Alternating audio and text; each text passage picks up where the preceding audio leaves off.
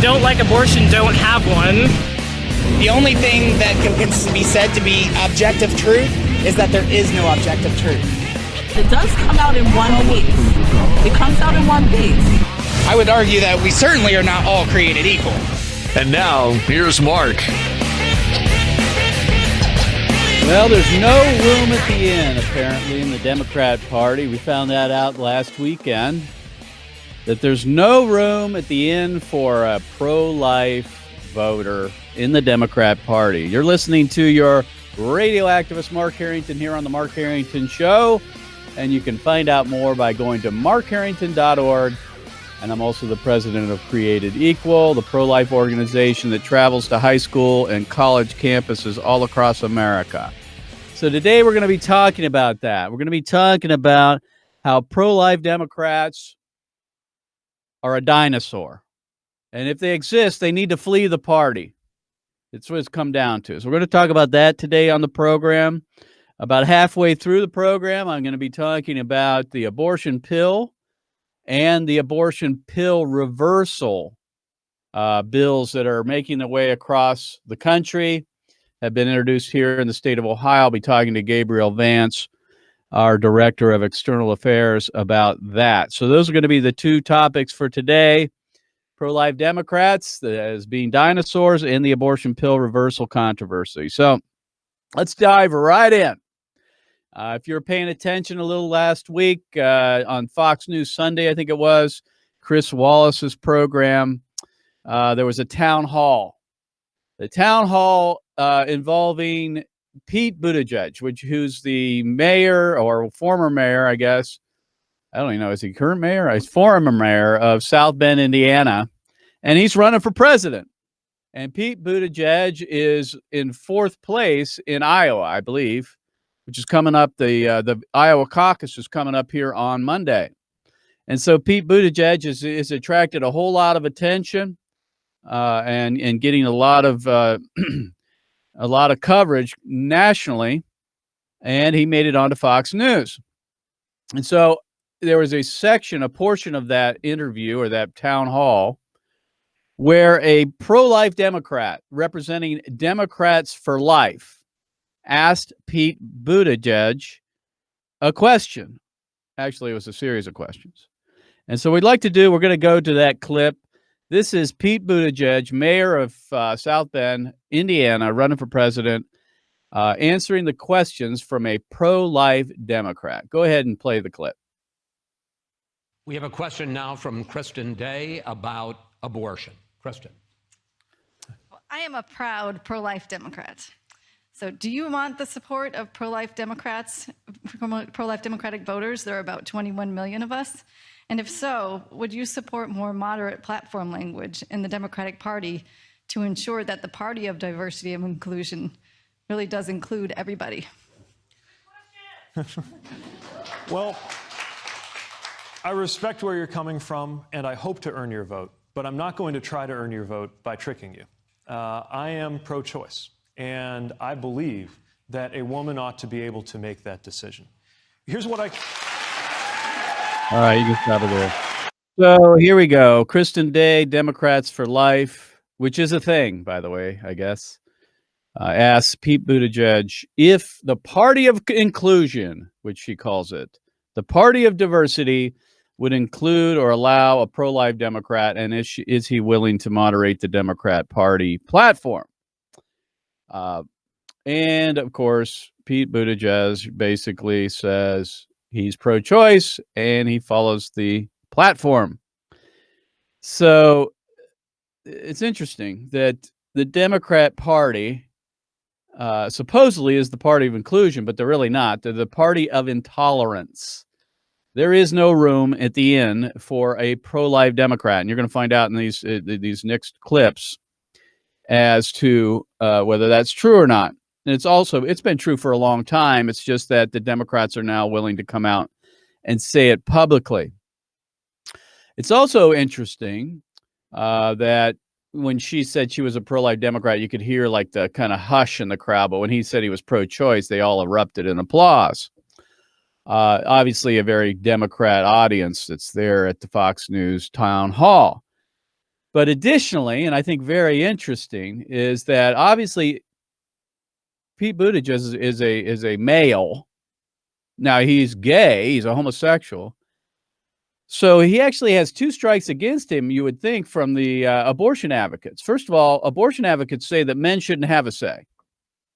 That if you're male and you're pro-life, you should not have a say in telling a woman what she should do with her own body because A, you're never going to get pregnant. That's the main thing, right? You're never going to get pregnant. You shouldn't be able to say anything about abortion. Shouldn't be able to tell a woman she can't have an abortion. But apparently that whole thing goes out the window if you're a pro-abortion male like Pete Buttigieg. Now, he clearly is not going to get pregnant, but he's also got another strike against him. He's not even going to get a woman pregnant because he's a homosexual. You could at least say at one level that men have a say or should have a say because they actually participate in getting a woman pregnant.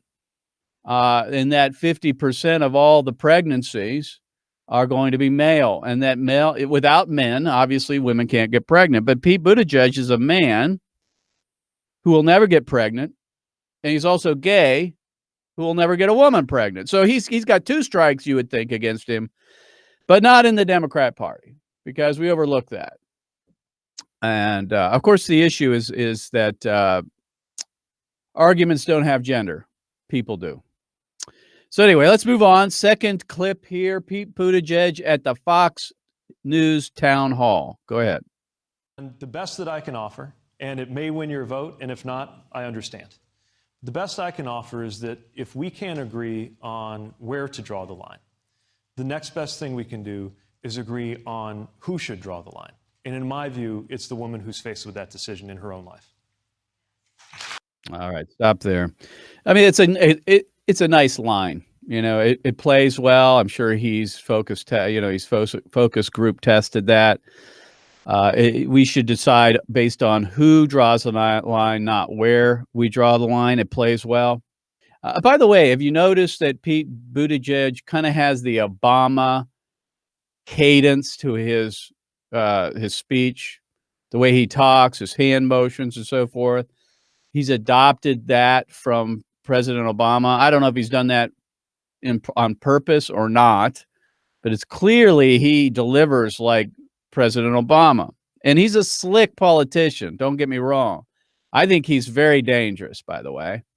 Not just because he's slick, but because he uses scripture often.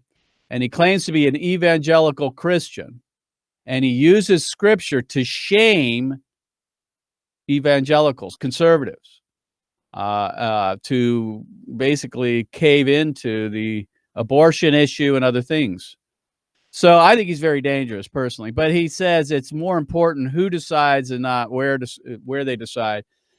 I wonder if Pete Buttigieg would be okay with it if the majority of women were pro-life. It's true that there are more pro-life women than there are men in America. I didn't know if you knew that or not. Women are more pro-life than men across the board. What if America was made up of more pro-life women? And what if those pro-life women voted pro-life and put into place pro-life policies? Would he be okay with that? I doubt it. All right, let's move on to the next clip. This is, again, Fox News Sunday with Pete Buttigieg. Part of my question. And the second part was the Democratic platform contains language that basically says that we don't belong, we have no part in the party, because it says abortion should be legal up to 9 months. The government should pay for it. And there's nothing that says that people have a diversity of views on this issue should be included in the party. In 1996 and several years after that, there was a language in the Democratic platform that said that we understand that people have very differing views on this issue, but we are a big tent party that includes everybody. And so therefore, we welcome you, people like me, into the party so we can work on issues that we agree on. Yeah. So my question was, would you be open to language like that in the Democratic platform that really did say that our party is diverse and inclusive and we want everybody? Well, the days are over. The position of my party that this kind of medical care needs to be available to everyone. And I support the Roe versus Wade framework that holds that early in pregnancy there are very few restrictions, and late in pregnancy there are very few exceptions. And again, the best I can offer is that we may disagree on that very important issue, and hopefully we will be able to partner on other issues. All right, go ahead and stop there. Well, there's a lot there, obviously. The Big Tent Party, by the way, is no longer a big tent. Pro-life Democrats, if you're a pro-life Democrat, you got nowhere to go. You got no candidate you can vote for. They don't want you in the party. They're telling you to pound sand, basically, and move on. Find another party. Really. And it's been my position, and it'll continue to be my position. If you are a Christian, if you claim Christ, you cannot vote Democrat. You just can't. Because Democrats are the party of death. They are the party of death. No longer is there any moderation in the party. No longer are they the safe, legal, and rare party. There was a time that there were pro-life Democrats. There was a time that, Bill Clinton even said that abortion should be safe, legal, and rare. There was a time that, as Kristen Day said, that in the party platform, there was moderation, that they allowed for pro-life Democrats. That's no longer the case. In fact, the party platform now says that the party stands for federal funding for abortion all the way up till the time of birth. There was also a time that there were blue dog Democrats. Remember them? It wasn't long ago, probably less than a decade ago. Blue dog Democrats, pro-life Democrats in the Congress. That's no longer the case. Today, they are the party of infanticide. They are the party of late-term abortion, and they want you to pay for it. So if you are a pro-life Democrat, you got nowhere to go. You got no party. And personally, I'm not a Democrat or Republican. I vote based on the issues. And the issue of abortion is the preeminent issue of our day. The biggest, largest human rights issue that America and the world has ever faced. And you cannot be right enough on all the other issues. Like he says, you can work with me on other issues. Let's say the economy or welfare or health insurance or taxation or immigration. You may agree with the Democrats on those, but they cannot be right enough on those to make up for being wrong on the killing of preborn babies. It just doesn't work that way. The right to life is a fundamental right. Our founders put it first for a reason, because all other rights flow from that right. And that's why there is no room at the end if you are a pro-life Democrat. It's time to move on. Doesn't mean you have to become a Republican. It just means you need to vote based on the issue. And if you can't vote for a pro-life Democrat, you shouldn't vote at all. If you can't vote for a Democrat or a Republican candidate, just don't vote at all. That's my position. So, all right, let's move on. This is the fourth clip. Again, this is Pete Buttigieg at the Fox News Sunday town hall. Something I believe is so important, especially because I'm never going to have to make that decision. And so I may have my views. That's obvious. But I cannot imagine that a decision that a woman confronts is going to ever be better, medically or morally, because it's being dictated by any government official. And that's just where I am on the issue. Well, there you go. So here's the thing. What Pete Buttigieg is doing here is he's confusing preference choices to moral choices. We can all say we can differ on taxation. We can differ on a range of issues. Okay. Those are what I call preference issues, preference choice, things that are not moral issues. Abortion's a moral issue. You're either right or you're wrong on it. And he's confusing the two. Again, and he's also saying that as a pro-life man, he has a say in this. But he would be the first to say that men are, as a pro-abortion man, he has a say in this. He'd be the first to say that pro-life men should stay out of it. They should stay out of it. It really comes down to this, doesn't it? The pro-life syllogism. The pro-life syllogism. It's real simple. Because arguments don't have gender, people do, and we should base our decision of an argument based on the logic of it. Does it follow? The pro-life syllogism is real simple. It's wrong to intentionally kill an innocent human being, number one. Abortion kills an innocent human being. Therefore, abortion is wrong. That's the pro-life syllogism. That cuts through all this gender identity politics and gets to the heart of the matter. So Pete Buttigieg has basically told you, if you're a pro-life Democrat, you have no place in the party. You have no vote. There's not going to be anybody you can really vote for. And you can't vote pro-choice. I mean, you just can't. You can't vote for a pro-choice Democrat because they can't be right on enough issues to make up for that. So I'll say it again.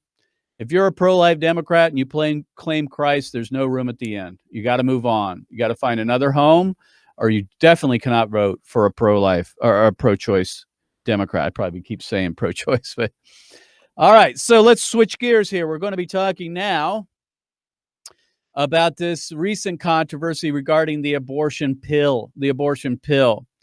Last fall, the state of California basically passed a law forcing the health centers on college campuses in the state of California to dispense the abortion pill. And the abortion pill is simply a medical or chemical abortion. Instead of surgical, it's medical or chemical. And the pro-abortion movement, the industry, is moving quickly to that type of regimen rather than surgical abortions. And the reason for that is twofold, in my view. First of all, surgical abortions are easier for us to target because you have to go to an abortion center. We can point those out. We can show photos of all of that. And people think the earlier that you have an abortion, the more acceptable it is. So the abortion pill can be taken earlier. And it seems to be kind of more of a privacy thing. You can do it at home. So that's why there's a move towards this. But what's come along with that is what we're now doing, which is offering the abortion pill reversal. And I'd like to bring in my good friend and colleague, Gabriel Vance, for this, because Gabe is our external affairs director, and he follows a lot of the legislation here in Ohio and around the country. And in the state of Ohio, we have had the pill reversal bill pass the Ohio Senate. It's pending in the Ohio House. But what I want to do here in the time that's remaining, Gabe, is talk about the abortion pill itself, just so people understand, how does it work? I mean, people are used to the birth control pill, and they think, oh, that's the same thing. Is it? No, not at all. So how's it work? Tell our folks how all that works. So the abortion pill, a lot of times you'll hear it referred to also as a chemical abortion or a medical abortion, is a series of actually 2 pills that a mother will take. And we know this is an elective and intentional abortion that's going to kill her child. So the woman will go to an abortion facility, a Planned Parenthood or another private abortion facility, and she will be prescribed 2 different medications. The first is known as mifepristone. Also, you may recognize the name RU486 is another name for that drug. And that mother will take that drug, and what that does is it's a progesterone blocker. So it's going to cut off the nutrients from her child inside her womb. So essentially, her little boy or girl will starve and suffocate due to a lack of the nutrients because the progesterone has been blocked by the mifepristone. And then 1 to 2 days later, the mother is going to take another pill called mifeprostol, which will then cause heavy contractions to expel the baby out of her body. So usually this will happen in the mother's home. She'll be alone over the toilet. So sometimes these mothers will even see their dead child, come out into the toilet. We've even had a mother send us a picture of her scooping her little boy out of the toilet. So these mothers and then killing their child with chemicals and then flushing them down their toilet with other human waste. So, folks, that's how it works. There's nothing safe about this. In fact, it's very harmful. It can, women have died taking this regimen just as they have died in surgical abortions. Obviously, it kills the baby. There's no difference there. It's still immoral because it takes the life of the baby. Pro-lifers have objected to this because it puts lives at risk, the mothers, and because it violates many of the conscience rights of physicians and those who might have to be forced to dispense these abortion pills. So that's why we're against it. But thankfully, I mean, there's actually a way of reversing it if you get to the woman soon enough. You get to the mother soon enough. Explain how that works, and then I'd like to talk quickly about the legislation. Okay, great. Yeah. So abortion pill reversal was actually coined and started by 2 different doctors in 2007, Dr. George Delgado and then also Dr. Matthew Harrison. And they started an organization now that includes over 900 medical providers across the nation. So when a woman regrets an abortion, starting the chemical abortion, taking that first pill at the abortion facility, she gets home, maybe she's encountered several counselors who have informed her about the abortion pill reversal. She can contact this ministry's 24/7 hotline. They'll connect her to one of those 900 providers across America. And what they'll do is they'll get her in contact with a doctor she can see to have to take more progesterone, either through an oral prescription or through an injection. So once again, explain the procedure. She's taken this regimen, the mifepristone and the misoprostol. These two, or at least the first, right? Yeah, the woman the abortion pill reversal has to be started after she takes the first pill. The RU46 or mifepristone. So she's taken that. Now she takes progesterone to try to reverse it. Yeah. And it has to happen within 24 hours to 48, right? Even up to 72 hours, they've seen success in saving babies. As long as she hasn't taken that second pill yet, she can go visit a doctor and get progesterone to counter that mifepristone, which initially blocked the progesterone, and restore the nutrients to her baby and save her child. And this has resulted in the saving over 750 children. So far, it's been documented across our country. So hundreds of children and mothers were spared from chemical abortions because of this. So, folks, if you want to find out more, you can go to pillreversal.com. That's the website. Abortionpillreversal.com. Abortionpillreversal.com. That's the website to find out more about the abortion pill reversal. We have a sign that we use outside of the abortion centers where they're dispensing the abortion pill that refers to this abortionpillreversal.com website, that women who have taken that first pill know that there's an option for them. They can reverse it, and 750 children have been spared using the abortion pill reversal. In the short time we have, Gabe, a lot of people say, well, this isn't a thing. This is harmful to women. There's going to be medical, side effects and so forth. Address that, and then let's talk about the bill real quick in the State House. Well, no, I mean, this treatment for a woman to reverse the abortion is completely safe. Progesterone is a hormone that's given to women quite commonly to help with many different issues. And it's been proven safe over and over and over again in clinical studies. So this doesn't pose a risk to the woman, but even the abortion drug mifepristone can hospitalize a woman. She can require a blood transfusion. She can have blood infections, many severe complications because of that. But there's a lot of disinformation out there because they're telling people that this isn't safe. And what they're doing is they're conflating the abortion pill regimen with the reversal, and they're blaming it on the reversal process, right? But even in the abortion pill reversal and taking that progesterone, not only can that save the child, but now there's also evidence showing that can reverse some of the negative effects that the abortion pill would have caused. It can stop the hemorrhaging, the bleeding. It can prevent infections and things like that. So this is a very safe thing for the mother to do, and of course it's safe for the child because it could save that baby's life. So it's not too late. 24 to 48 hours, even up to 72 hours, a woman can take this progesterone and reverse the abortion pill effects, at least the first one. So folks, again, abortionpillreversal.com is the website, abortionpillreversal.com. We got about a minute left. We've had this piece of legislation in the Ohio House. It's passed the Senate, the abortion pill reversal. It's pending in the House, right? It's hopefully going to go to hearing. Give us the status on that, and are there other similar pieces of legislation across America happening right now? So more than 10 states have introduced abortion pill reversal legislation, so requiring abortion providers to inform the woman that the abortion can be reversed. And it's actually law in 6 states now, and hopefully we'll see Ohio join those states as well. So it's Senate Bill 155, and it has already passed the Senate last year, and it was introduced in the House on November 12th of last year. So we're waiting for a House Health Committee to have hearings on the bill, and hopefully it'll be passed to the House as well and then signed into law by the governor. All right, so folks, if you live in the state of Ohio and you're a voter and you call your state representative in the House of Representatives and ask them to pass SB 155. That's SB 155. That is the abortion pill reversal legislation in the Ohio State House. And if you're listening to the sound of my voice and you live in states where there is no abortion pill reversal piece of legislation, go to your state rep or your senator and ask them to introduce such a law. This is a thing, man. I mean, we got to get it done. This is another thing we can do to save lives. So, Gabe, I appreciate you being on the program with us thanks for having again me, Mark. today and giving us that insight into the abortion pill regimen and the abortion pill reversal. So we'll see you next time. God bless you. God bless America. And remember, America, to bless God. You've been listening to Mark Harrington, your radio activist.